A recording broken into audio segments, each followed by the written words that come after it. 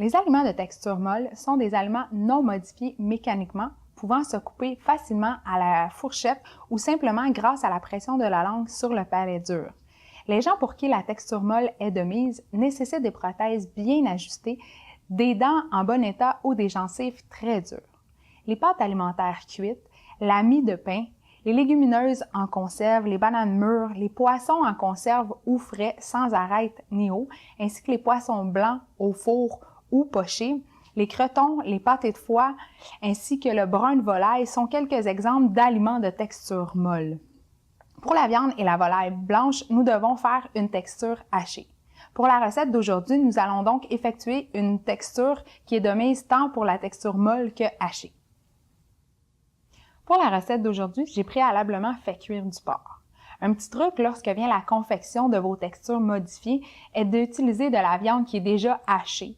Aujourd'hui, dans les supermarchés, vous retrouvez un très bel étalage, que ce soit le bœuf, les volailles, le veau, l'agneau, le cheval ou le bison. N'hésitez pas à varier et à les utiliser. J'ai fait cuire à la poêle mon porc. Donc, lorsque vous utilisez un poêlon, par exemple, pour faire cuire votre viande, c'est important de l'utiliser à feu bas pour ne pas que la viande rôtisse, ce qui pourrait augmenter les risques d'étouffement.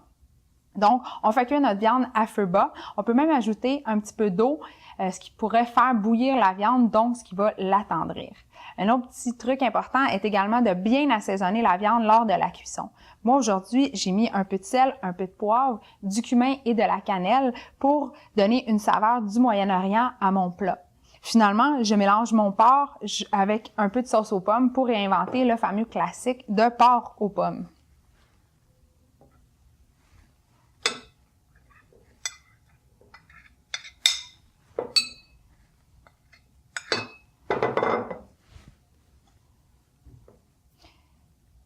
Quelques cuillères de sauce aux pommes, non sucrée.